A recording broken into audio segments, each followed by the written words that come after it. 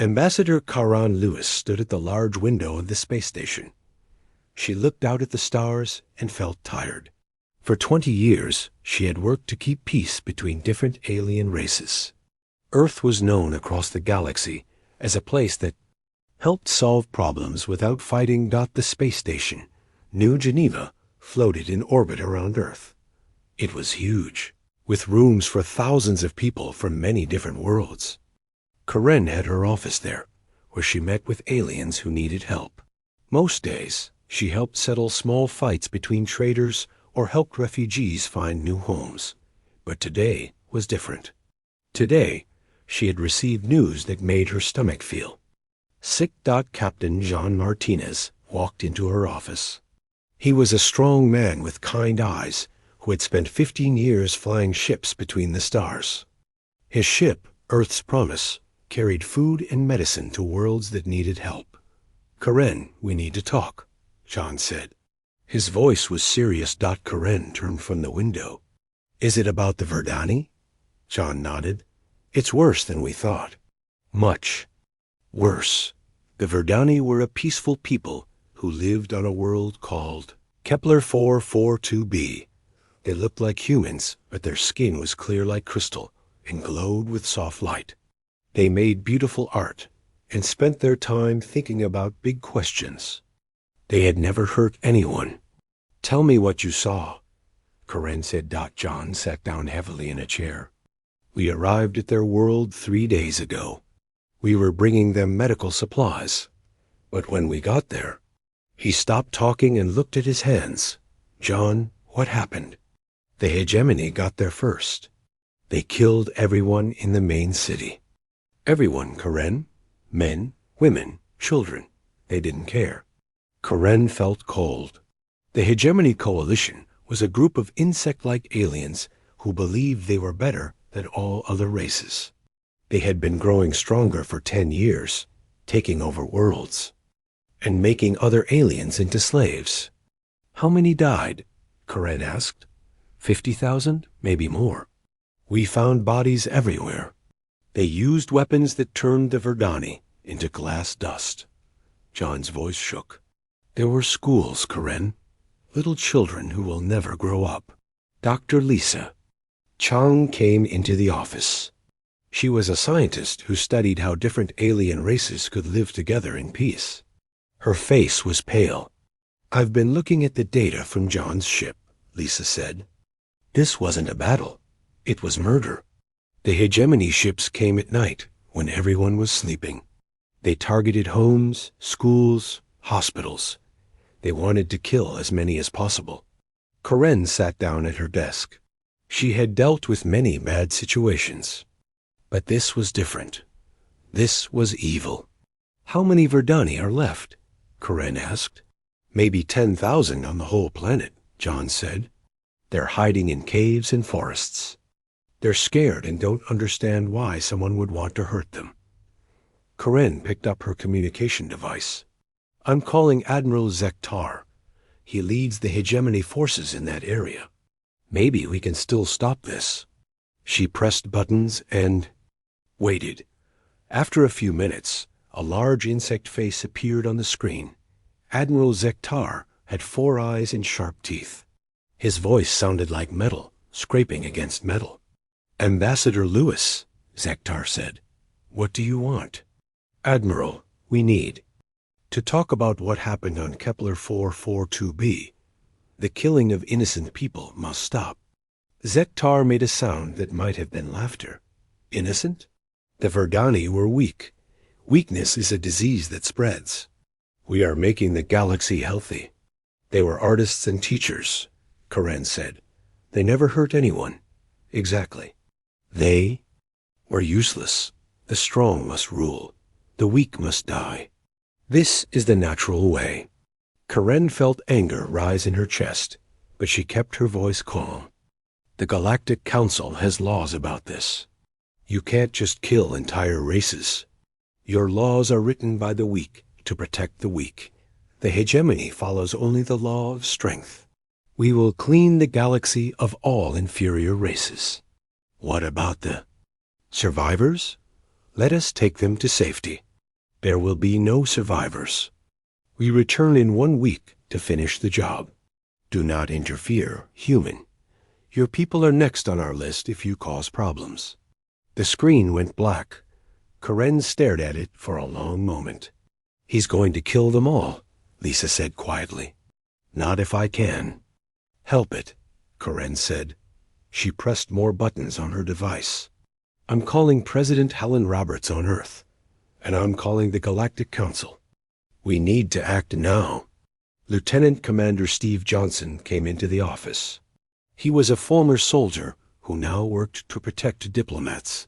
His face was hard. "Ma'am, I've been listening to Hegemony Communications. They're not just talking about the Verdani. They have a list of 47 races they plan to wipe out.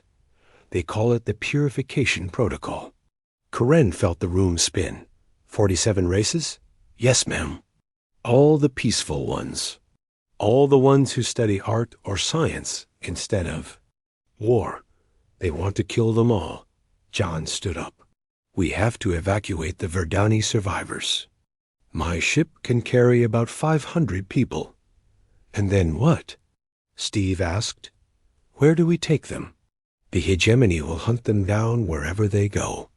Karen looked at the 3 people in her office. They were good people who wanted to help. But they were just 4 humans against an army of killers. "We do what we can," Karen said. "We save who we can save.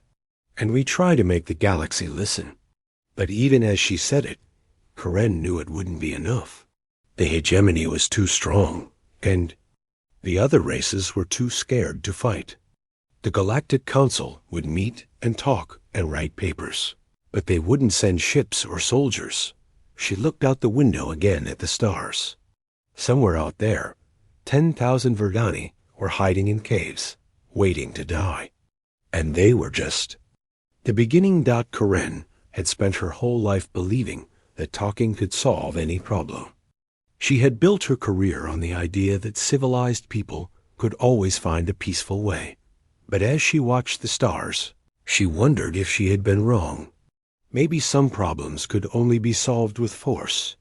Maybe sometimes civility wasn't enough. The thought scared her more than the Hegemony did. 6 months had passed since the Verdani massacre.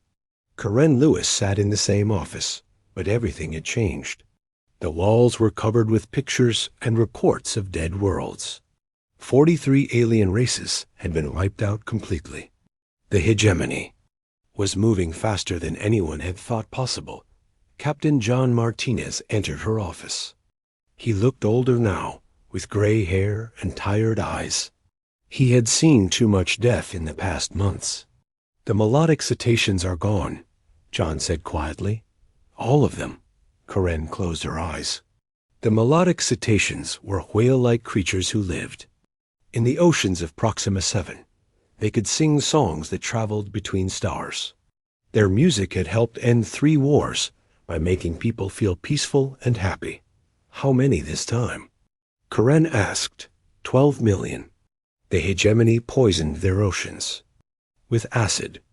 It took them 3 days to die. John's hands shook as he talked. They kept singing until the very end. We picked up their last song on our radio. They were calling for help, but no one came. Dr. Lisa Chong walked in carrying a thick folder. She had been working day and night to document every attack, every death. Her clothes were wrinkled and her eyes were red from crying. "I've finished the report for the Earth Council," Lisa said. 43 races are completely gone. 15 more are almost extinct. The Hegemony has killed over 2 billion sentient beings in 6 months. Karen felt sick. 2 billion lives. Each one was a person with hopes and dreams and families. Now they were all gone. "What about the forest dwellers?" Karen asked. "Dead, all of them," Lisa said. The Hegemony burned down their entire planet. Every tree, every plant, every animal. Wolf 359C is just a ball of ash now. The forest dwellers had been special. They had learned how to live with nature instead of destroying it. Their technology grew from living trees and produced no pollution. They could have taught the galaxy how to heal damaged worlds. They had the cure for the energy crisis, Lisa continued. Their bioreactors could have powered entire star systems without harming anything. Now that knowledge is gone forever. John pounded his fist on the desk. We're sitting here talking while they're out there killing. We have ships, we have weapons. Why aren't we fighting? Karen looked at him sadly. Because the Galactic Council won't approve military action. They say it would start a bigger war. There already is a war. John shouted. The hegemony is fighting it, and we're letting them win. The door opened, and Lieutenant Commander Steve Johnson came in. He was breathing hard, like he had been running. Ma'am, you need to see this, Steve said. He turned on the wall screen. This happened an hour ago. The screen showed a video from space. A white ship with red crosses painted on its sides was flying peacefully through the stars. Karen recognized it immediately. That's the Mercy of Geneva, she said, our hospital ship. Keep watching, Steve said grimly. On the screen, 3 black hegemony fighters appeared. They moved toward the hospital ship, like sharks hunting prey. The hospital ship sent out a message saying it was carrying sick people and asking the fighters to let it pass. The hegemony fighters opened fire. The hospital ship tried to escape, but it was too slow. The fighters shot at it again and again. The ship broke apart and exploded in a ball of fire. 400 humans died, Steve said. Doctors, nurses, medical students. Plus 800 alien refugees they were trying to help. Karen stared at the screen as pieces of the ship floated in space. Those had been good people. They had spent their lives healing others, and now they were dead. The hegemony sent a message after the attack, Steve continued. They said any human ship that helps their enemies will be destroyed. They said we should mind our own business, or we'll be next. John's face was red with anger. They killed our people. They murdered doctors who were trying to help sick children. There's more, Steve said. I intercepted hegemony communications. They're planning something called the Final Purge. They want to kill all the remaining peaceful races in one big attack. It starts next week. Lisa dropped her folder. Papers scattered across the floor. How many races are left? 17, Steve said. Maybe 3 million people total. The hegemony is going to kill them all in 7 days. Karen felt something break inside her chest. She had tried so hard to be diplomatic, to find peaceful solutions. But the hegemony didn't want peace. They wanted death. She picked up her communication device and called Earth. After a few minutes, President Helen Roberts appeared on the screen. She was a strong woman with intelligent eyes who had led Earth for 8 years. Karen, I saw the news. About the Mercy of Geneva, President Roberts said. I'm sorry. Madam President, we need to act. The hegemony is going to kill 3 million more people next week. We're the only ones who can stop them. The Galactic Council still won't approve military action, the President said. They're afraid of starting a bigger war. The war already started. Karen shouted. We're just not fighting back. President Roberts was quiet for a moment. Karen, I need you to come to Earth immediately. Bring all your reports and evidence. It's time we had a serious discussion about our options. The screen went black. Karen looked at John, Lisa, and Steve. They were all staring at her with hope in their eyes. Pack everything, Karen said. We're going home. 3 days later, Karen stood in the United Nations building in New York. The Great Hall was full of Earth's leaders. President Roberts sat at the front, flanked by General Patricia Wells, the head of Earth's military forces. Karen had spent 2 days showing them everything. The pictures of dead worlds, the videos of massacres, the intercepted communications about the final purge, the attack on the Mercy of Geneva. Ladies and gentlemen, President Roberts said, standing up, we have tried diplomacy. We have tried negotiation. We have tried appealing to their better nature. But the hegemony has no better nature. The room was completely silent. They have killed over 2 billion innocent people, the president continued. They have destroyed worlds that took millions of years to evolve. They have murdered our doctors and nurses. And they promised to kill 3 million more next week. General Wells stood up. She was a tall woman with steel-gray hair and eyes like ice. Madam President, Earth's military forces are ready. We have been preparing for this possibility for months. We can strike the hegemony before they launch their final purge. What about the Galactic Council? Someone asked. The Galactic Council has proven they care more about politics than lives, President Roberts said. They have failed in their duty to protect the innocent, so we will do it ourselves. She walked to the center of the room and looked at everyone present. We tried civility, she said. We tried diplomacy. We tried appealing to conscience. They chose to see our mercy as weakness. They will learn otherwise. The room erupted in applause. Karen felt tears running down her face. Finally, someone was going to act. As of this moment, President Roberts announced, Earth is withdrawing from the Galactic Council. We are declaring war on the Hegemony Coalition. We will not stop until every war criminal is brought to justice and every innocent life is protected. Karen looked around the room at the faces of Earth's leaders. They were angry, determined, and united. The hegemony had awakened something they didn't understand. Humanity had tried to be peaceful. But when peace failed, they would try war. And humans, Karen realized, were very good at war. The war began 3 days later. Admiral Robert Hayes stood on the bridge of his flagship, the Earth's Vengeance. He was 62 years old and had been retired for 5 years, but when Earth called, he answered. He had fought in the Titan Wars and the Mars Rebellion. Now he would fight his last and most important battle. Admiral, all ships are ready, reported Captain Susan Clark, his second in command. She was young but skilled, chosen from the best of Earth's military academy. Hayes looked at the display screen showing his fleet. 48 warships hung in space around Earth. They were not the old, peacekeeping vessels that had carried diplomats and aid workers. These were new ships, built in secret over the past year, while Earth's leaders had hoped for peace.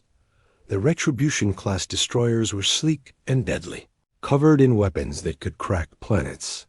The Vengeance-class cruisers were massive, each one carrying enough firepower to destroy a city. And at the center was Hayes' flagship, the Earth's Vengeance, a dreadnought that had been designed with one purpose: to win wars. Sir, we're getting reports from the hegemony border, said Lieutenant Tom Bradley, the communications officer. They're starting the final purge. The attacks have begun. Hayes felt his jaw tighten. While Earth had been building its fleet, the hegemony had been preparing genocide. Right now, innocent people were dying while he stood here talking. All ships, this is Admiral Hayes, he said into his microphone. Today, we begin humanity's first interstellar war. We are not fighting for territory or resources. We are fighting to stop the murder of innocents.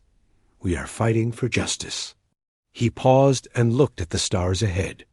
The hegemony thinks we are weak because we tried to make peace. They will learn they're wrong. All ships, jump to hyperspace. Target, the hegemony base at Zerion 3. The fleet disappeared into the swirling lights of hyperspace. For 3 days, they traveled through the strange dimension that allowed faster-than-light travel. When they emerged, they were deep in hegemony. Space, Zerion 3 was a mining world where the hegemony dug up rare metals. It was protected by a large space station and 50 warships. The hegemony had never been attacked before. They thought they were safe. Sir, enemy ships are moving to intercept, reported Lieutenant Bradley. They're sending a message. Put it on screen, Hayes said. The face of a hegemony commander appeared. He had 4 eyes and mandibles that clicked when he talked. Human ship, you are in hegemony space without permission. Leave now or be destroyed. Hayes smiled coldly. This is Admiral Hayes of the Earth Defense Force. I am here to deliver a message from humanity. We tried to be civilized. You chose war. So be it. The hegemony commander's eyes widened. You dare threaten the hegemony? We will crush you like insects. You're welcome to try, Hayes said. All ships, attack pattern Alpha. Show them what humans can do. The battle was over in 6 hours. The hegemony fleet was completely destroyed. Their space station was captured. The mining world surrendered without a fight. Hayes walked through the corridors of the captured station. His Marines, led by Colonel Amy Patterson, had taken control of everything. The hegemony soldiers had fought bravely, but they were not prepared for human tactics. Admiral, you need to see this, Colonel Patterson said. She was a tough woman who had trained for years in zero-gravity combat. Her soldiers respected her because she was smarter and tougher than any of them. Patterson led Hayes to a computer room. On the screens were lists of worlds and numbers. Sir, this is their target. List for the final purge, Patterson said. They were planning to kill every living thing on 27 worlds. Over 5 million people. Hayes studied the list. Some of the names he recognized. The singing crystals of Vega 7, the peaceful swimmers of Tau Ceti, the dream builders of Alpha Centauri. How long do we have? Hayes asked. According to this, the first attacks start in 48 hours, Patterson said. But sir, we can't be in 27 places at once. Hayes thought for a moment. No, but we can be in the right place. Where's their main fleet? Patterson pointed to a star on the map. Arcturus Station. It's their biggest naval base. Most of their fleet is stationed there. Then that's where we're going, Hayes said. If we can destroy their main fleet, we can stop the final purge. Meanwhile, on Earth, Dr. Lisa Chong had not been idle. She had been working with Earth's best scientists to develop new weapons. But these were not normal weapons. They were designed specifically to fight the hegemony. The bioweapon is ready, she told General Wells. It targets the hegemony's nervous system. It will paralyze them but won't hurt other species. General Wells looked at the small container in Lisa's hands. Is it safe for our people? Completely safe for humans and all known alien species, Lisa said. I've tested it extensively. It only affects the hegemony's unique brain chemistry. Good. We'll need every advantage we can get. In space, Captain John Martinez was leading a rescue mission. His ship, now called the Mercy's Revenge, was racing toward Vega 7, where the singing crystals lived. These aliens looked like living gemstones and communicated through beautiful music. Captain, we're picking up distress signals, reported his navigator, Lieutenant Kim Park. The hegemony attack fleet is already there. Martinez gritted his teeth. How many ships? 12 destroyers and 3 cruisers, Park replied. They're bombarding the planet. We can't fight 15 ships, said his weapons officer, Commander Rick Stone. We'll be destroyed. Martinez looked at his crew. They were all volunteers who had joined after the Mercy of Geneva was destroyed. They knew the risks. We're not here to fight, Martinez said. We're here to save lives. Take us in fast and low. We'll get as many as we can. The Mercy's Revenge dove toward the planet like a meteor. Hegemony ships fired at them, but Martinez was too skilled a pilot. He had been flying between stars for 20 years and knew every trick. They landed in the middle of the singing crystals. Capital City. The aliens were beautiful, like walking rainbows made of living light. But now they were terrified, and many were already dead. Load everyone you can find, Martinez ordered. We have maybe 10 minutes before the hegemony ground. Forces arrive. His crew ran through the city, gathering up the crystal aliens. Many were injured, their light flickering like dying candles. The humans carried them carefully to the ship. Captain, we've got 200 on board, reported Lieutenant Park. The ship is full. Martinez looked at the thousands of crystal aliens. Still in the city. There wasn't room for them all. Take another 100, he said. Cram them in wherever you can find space. Sir, we'll be overloaded, Park protested. I don't care. We're not leaving anyone behind who we can save. They managed to get 300 crystal aliens on board before the hegemony ground forces arrived. As the Mercy's Revenge lifted off, Martinez could see the insect-like soldiers shooting at the remaining crystal aliens. Sir, they're killing the ones we couldn't save, Park said quietly. Martinez watched the city burn below them. I know, but we saved 300. That's 300 who will live to remember their people. Back at Arcturus Station, Admiral Hayes was preparing for the biggest battle of his life. The hegemony's main fleet was huge, over 200. Ships of all sizes. His own fleet had grown to 60 ships as more arrived from Earth. Sir, we're outnumbered more than 3 to 1, Captain Clark warned. Hayes nodded. I know, but we have something they don't. What's that, sir? Hayes smiled grimly. We're angry, and humans fight better when they're angry. The battle for Arcturus Station was about to begin. The hegemony thought they were facing just another alien species. They had no idea what humans were capable of when their patience finally ran out. Earth had tried civility. They had tried diplomacy. They had tried being reasonable. Now they would try war. And the galaxy would learn why humans had conquered their own world before they ever reached the stars. The Battle of Arcturus Station lasted 3 days and changed the galaxy forever. Admiral Hayes stood on the bridge of Earth's vengeance as his fleet faced the largest hegemony force ever assembled. 230 enemy ships waded in formation around the massive space station. Admiral, they're hailing us, reported Lieutenant Bradley. Put them through, Hayes said calmly. The screen showed Admiral Zektar, the same hegemony commander who had threatened Ambassador Lewis months ago. His 4 eyes glowed with anger. Human fool, Zektar chittered. You cannot win. We have 5 ships for every one of yours. Surrender now, and we will make your deaths quick. Hayes looked at the alien with cold eyes. Admiral Zektar, I have a message from the families of the 400 humans you murdered on the Mercy of Geneva. They said to tell you that mercy is no longer an option. Your mercy was weakness, Zektar spat. We showed you what strength looks like. No, Hayes said quietly. You showed us what evil looks like. Now we'll show you what happens when you make humans angry.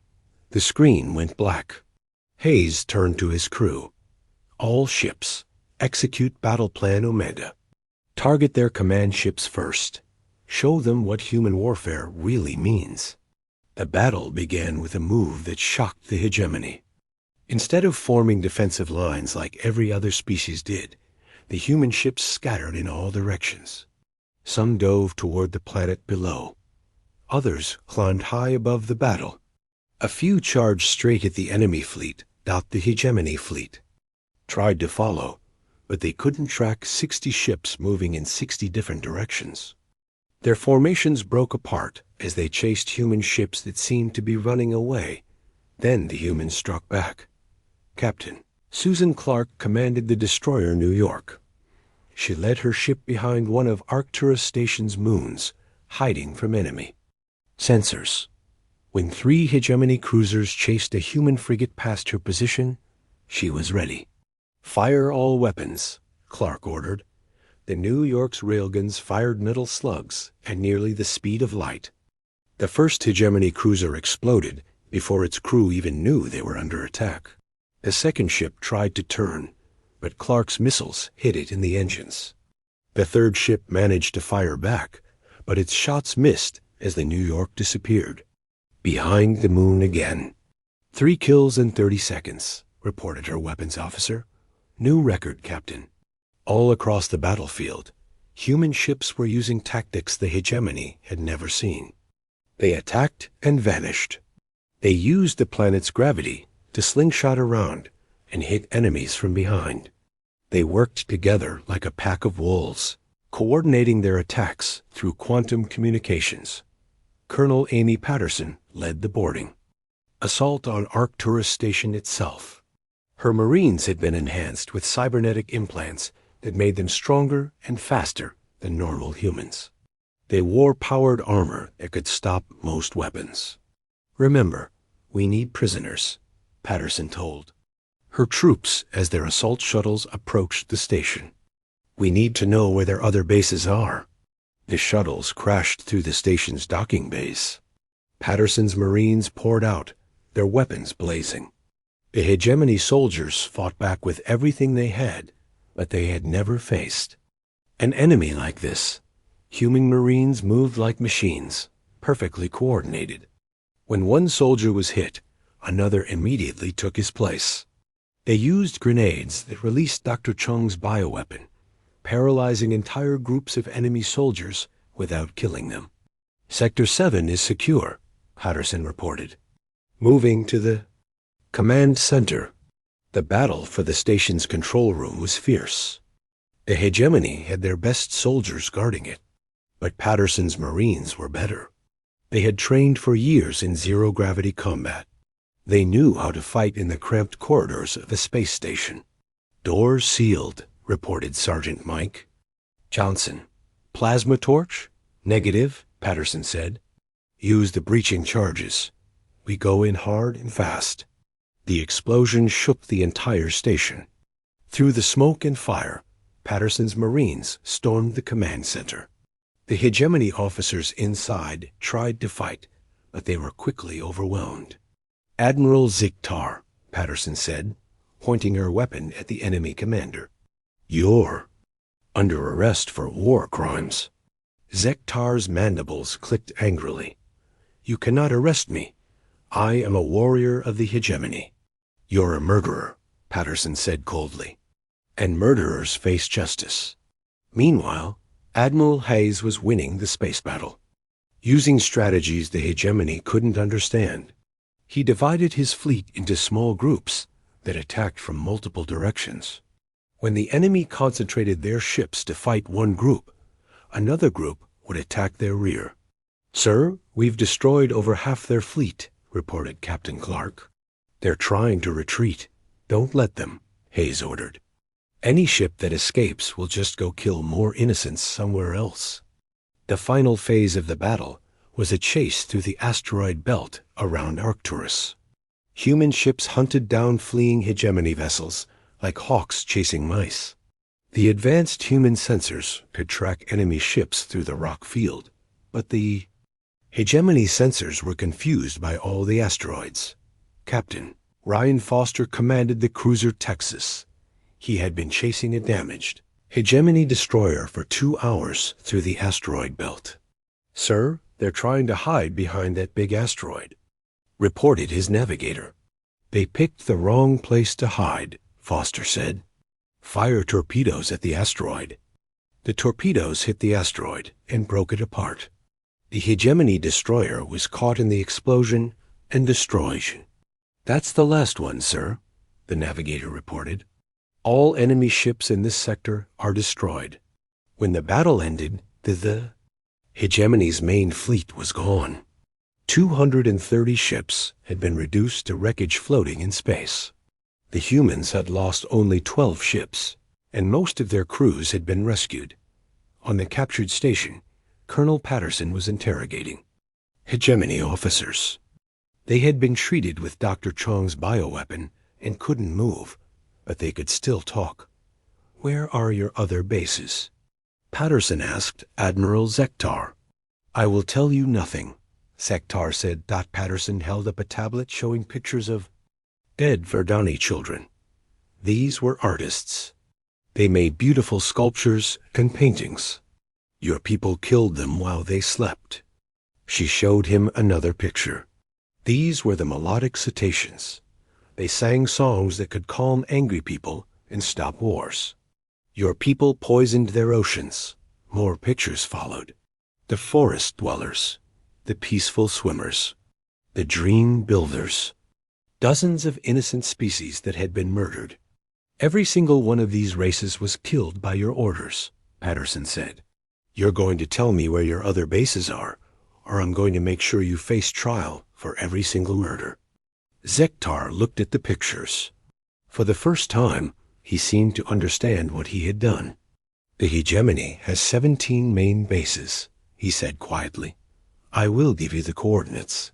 Back on Earth, President Roberts was meeting with the leaders of the surviving alien races. The crystal aliens that Martinez had saved were there, along with representatives from a dozen other species. The hegemony's main fleet is destroyed, Roberts announced. But their other bases are still active. We need to hit them all before they can regroup. Honored President, said one of the crystal aliens, his voice like music, our species offers. To help, we have ships and weapons. So do we, said a representative of the peaceful swimmers. The hegemony killed our children. We want justice. Roberts looked around the room at the faces of the survivors. They had all lost family and friends to the hegemony. They all wanted revenge. We're not looking for revenge, Roberts said. We're looking for justice. But if you want to help us bring these criminals to trial, we welcome your assistance. The war was far from over. The hegemony still had bases throughout the galaxy. They still had weapons and ships. But their main fleet was gone, and their strongest leader was a prisoner. More importantly, they had awakened something they didn't understand. Humanity had tried to be peaceful. They had tried to be reasonable. They had tried to solve problems with words instead of weapons. But when words failed, humans knew how to fight. And when they fought to win. The galaxy was about to learn that humans were descended from predators. For thousands of years, they had been the most dangerous species on their own world. Now they were the most dangerous species in the galaxy. The hegemony had made a fatal mistake. They had confused human kindness with human weakness. Now they would pay the price for that mistake. 2 years after the Battle of Arcturus Station, the galaxy was a different place. Admiral Hayes stood in the War Crimes Tribunal on the space station New Justice, watching as the last hegemony generals were sentenced to life imprisonment. Admiral Zektar, said Judge Sarah Williams, you have been found guilty of genocide, war crimes, and crimes against sentient beings. You are sentenced to life imprisonment without possibility of parole. Zektar stood in his restraints, his 4 eyes dull with defeat. You humans think you have won, he said, but you have become what you fought against. You have become warriors and killers. Judge Williams looked at him calmly. We became what we needed to become to stop you.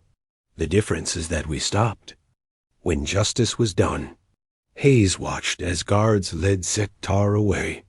In the past 2 years, human forces had captured every hegemony base, freed every concentration camp, and brought every war criminal to trial. Over 10,000 hegemony officers had been tried and convicted. Some had been executed for the worst crimes. Others, like Zektar, would spend their lives in prison. Outside the courtroom, Hayes met with President Roberts, who had come to see the final trials. How many species did we save? She asked. 17 races survived because we acted, Hayes said. The crystal aliens, the peaceful swimmers, and 15 others. About 4 million people total. And how many died before we could save them? Hayes was quiet for a moment. 43 races completely extinct. Over 2 billion individuals dead. President Roberts nodded sadly. We acted as fast as we could. But we should have acted sooner. We tried diplomacy first, Hayes said. That's what civilized people do. Yes, the president said. But we learned that sometimes civilization must be defended with force. Across the galaxy, the survivors were rebuilding their worlds. Captain Martinez, now promoted to admiral, oversaw the reconstruction efforts. His ship, still called Mercy's Revenge, carried supplies and workers to damaged planets. On New Verdania, the crystal aliens had built a beautiful city from living crystal that grew like trees. Only 12,000 Verdani had survived the genocide, but they were slowly recovering. Their children were learning the old songs and creating new art. Admiral Martinez, said Elder Lumina, the leader of the Verdani survivors, our people want to build a memorial to the humans who saved us. Martinez shook his head. We don't need memorials.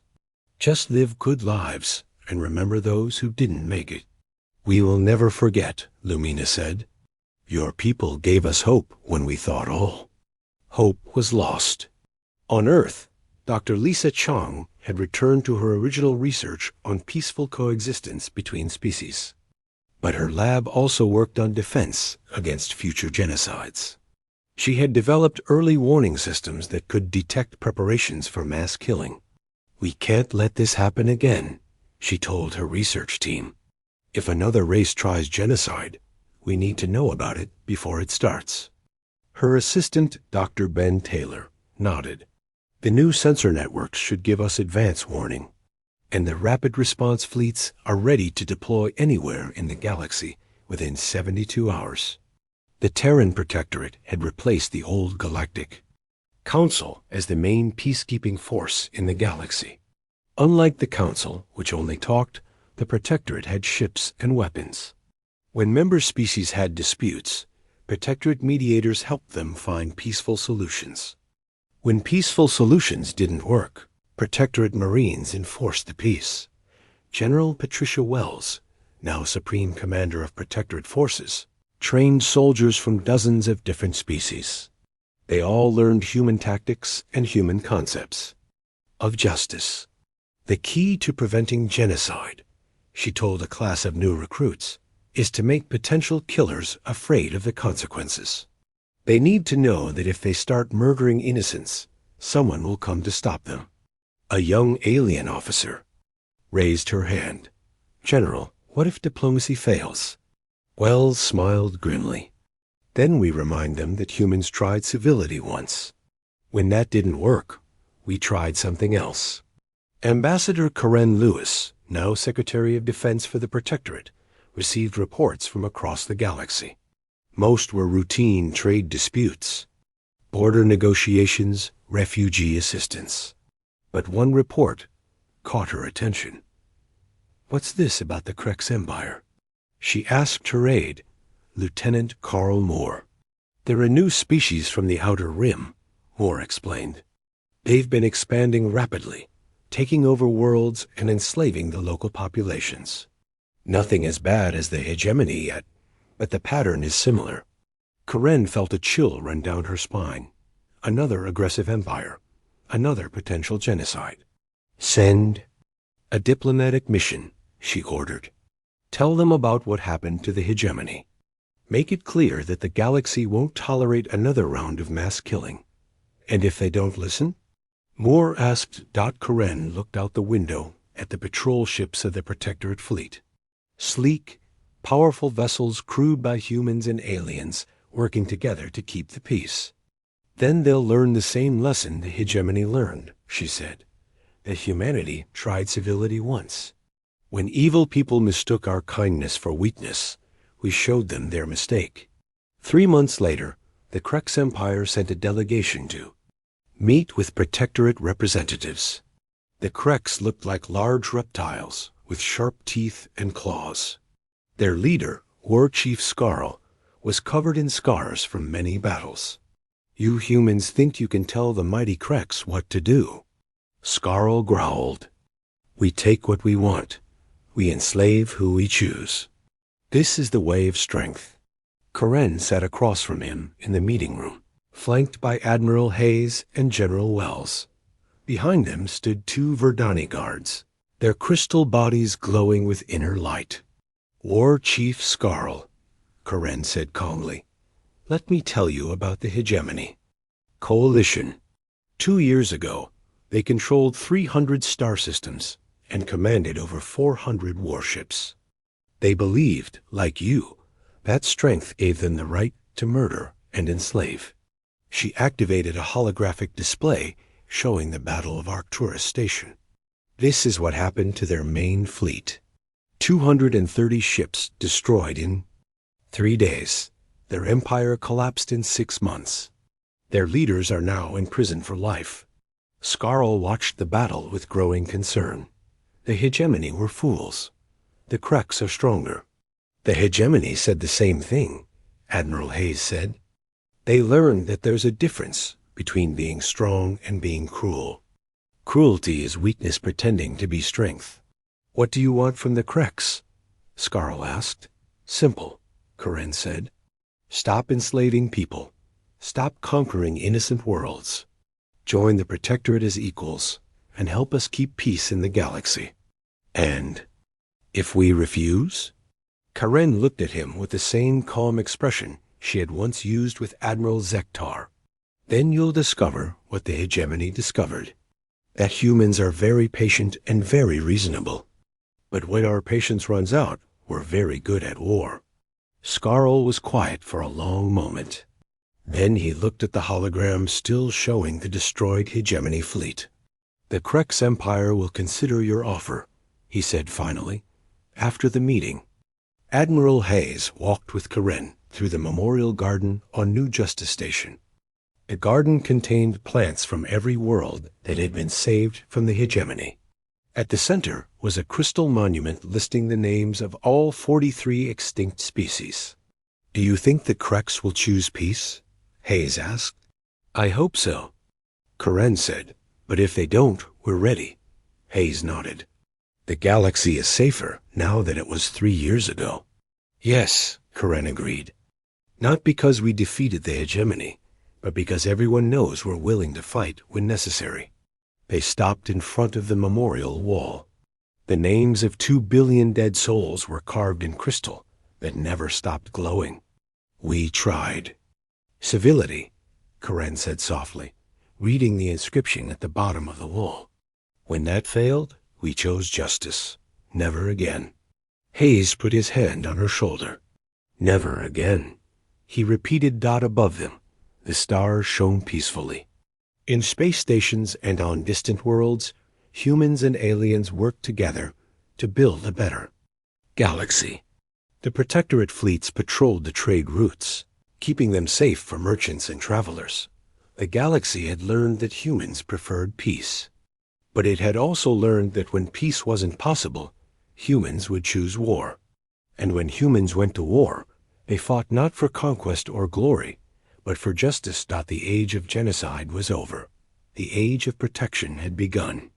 And at the center of it all were the people of Earth, who had discovered that sometimes the most civilized thing you can do is refuse to be civilized with the uncivilized. They had tried civility. When that failed, they had tried something else. And the galaxy was better for it.